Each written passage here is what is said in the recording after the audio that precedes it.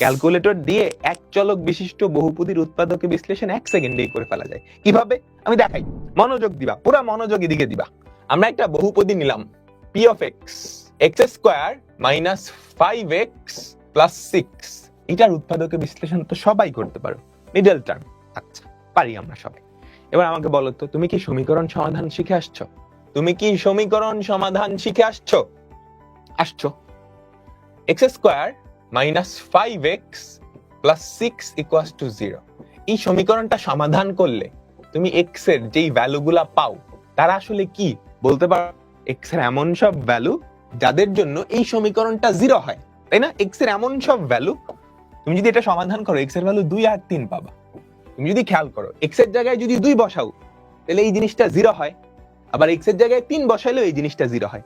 তাহলে উৎপাদক উপপাদ্য মনে আছে?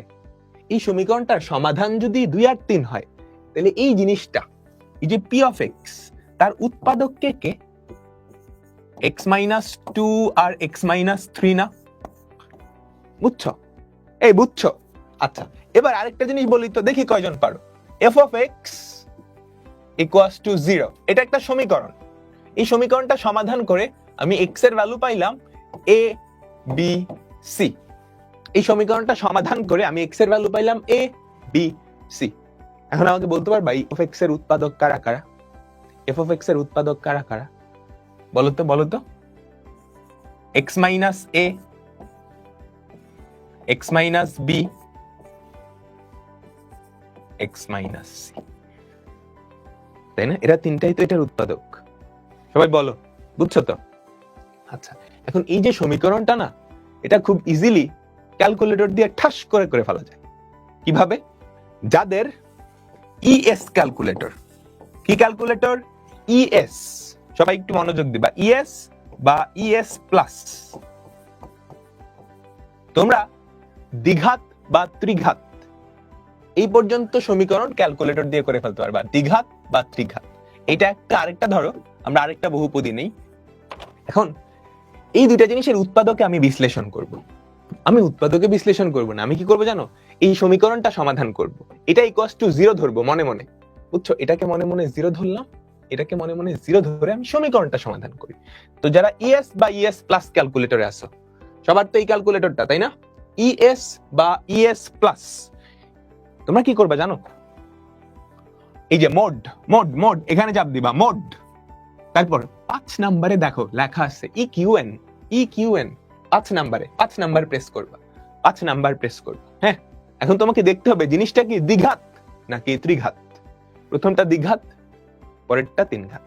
দ্বিঘাত হলে 3 প্রেস করবে, এই যে 3 নম্বরে লেখা, খেয়াল করো, ax² + bx + c = 0, একটা দ্বিঘাত। তাহলে কি 3 প্রেস করবা। তোমার কি চাইছে? a b c এর ভ্যালু চাইছে। a কি? x² এর সহগ, b কি? x এর সহগ, c কি? ধ্রুবক পদ। বলো তো a কত? প্রথমটা তো দ্বিঘাত সমীকরণ, সেখানে a এর ভ্যালু কত? a মানে কি? a মানে x² এর সহগ, b মানে কি? x এর সহগ। x এর সহগ কত? -5, খবরদার 5 না কিন্তু। x এর সহগ কত? -5, ধ্রুবক পদ কত? 6। ইকুয়াল চাপ দাও। দেখছো একটা সমাধান কত আসছে? 3। একটা সমাধান কত আসছে? 3। আবার চাপ দাও, আরেকটা সমাধান কত আসছে? 2। তাহলে এই যে সমীকরণটা, এটার সমাধান হচ্ছে 2,3। তাহলে এটার উৎপাদক কি? x - 2 * x - 3 হয়ে গেছে।